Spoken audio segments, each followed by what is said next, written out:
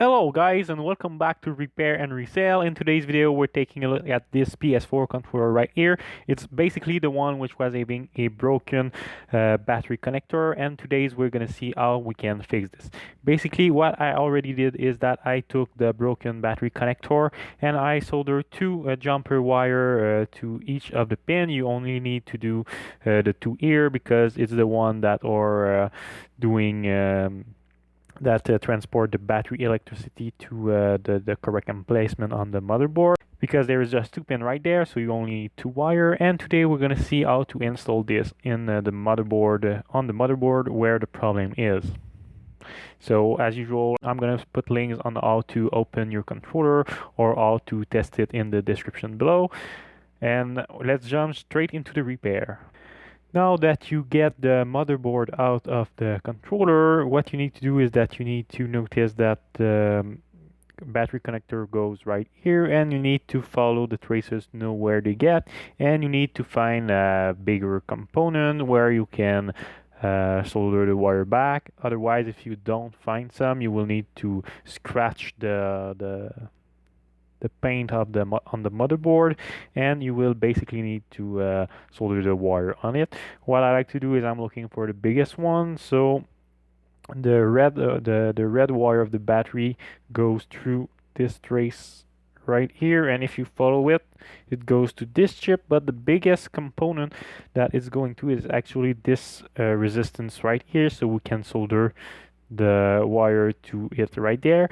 And the black wire is the ground, so basically we can solder it to any point that is the ground on the motherboard. And I like to solder it to this one right here because it will be easy to do, and we will be sure not to mess anything with this one. So first of all, before even getting the soldering iron out, I'm gonna start by gluing the connector back to the board. So what I will do is that I'm gonna put some hot glue on the side, a tiny bit, really not much.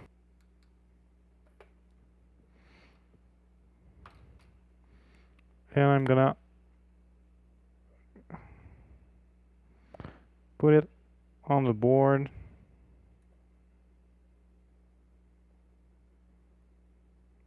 Just like that. Okay, I'm just gonna place it correctly. It's not perfect, but it should be okay. And before continuing, I will just make sure that the component can still go onto the board easily. Just like that. And yeah, it's still going on correctly. And I will make sure that it's still going into the controller correctly.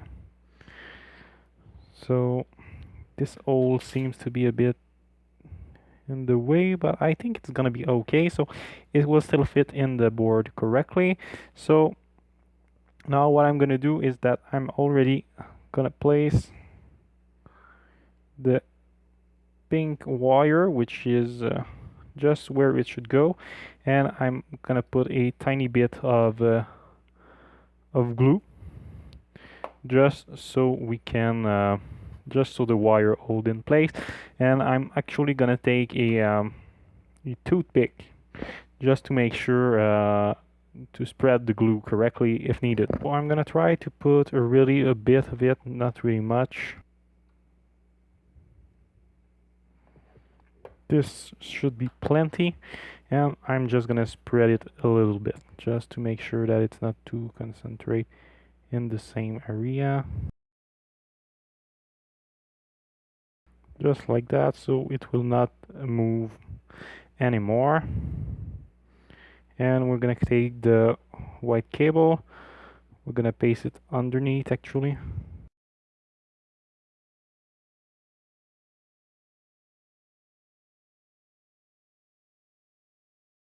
And this should also do the job. So now I can take the soldering iron out and we can solder the other wire. I'm just gonna cut what I got too much of a wire for this job. So I'm just gonna try to see how I'm gonna solder it. And I will cut what I got too much. So I will cut it about here.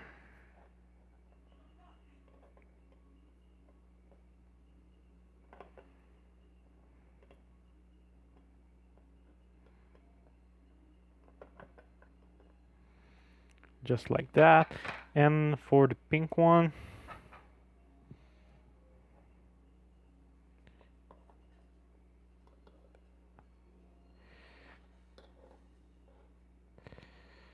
I cut it about here. And these two should be enough to solder this.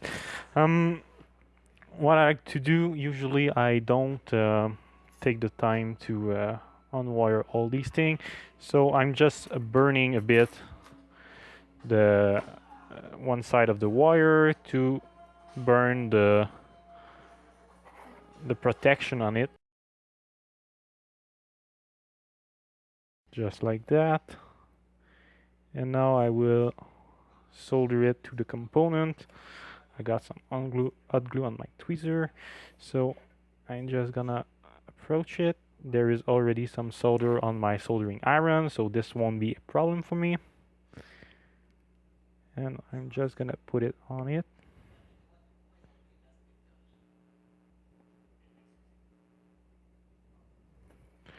Just like that. And this should be solder now. Yeah, it's perfect, and I don't see any short, so this should be good. Now we're gonna do the white one. I'm gonna put some solder back on my iron, and I'm gonna tin it, and I'm gonna solder it to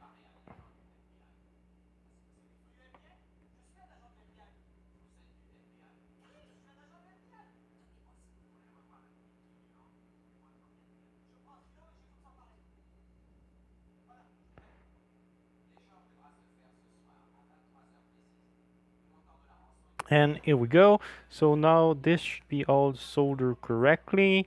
I will test it with my multimeter to make sure that there is no short. Okay, so I've tested with my multimeter and all the point looks good. There doesn't seem to be any short, so I'll reassemble the old controller and we will see if the fix works with a battery going in and if it's a durable fix or not. So here is what it looks like once it's totally reassembled. Well, once the inner part is reassembled, as you can see, it's still looking pretty neat. The battery connector might be a bit off, but except that everything looks good. And the good news about it is that if we plug the LED light just like this, and as we press the PS button, it lights up. So it's basically good news, and we can even try to close it. It's closing with no problem. The fact that we put the battery back on didn't cause any other thing not to work. So I hope that you enjoyed this video and have a nice day.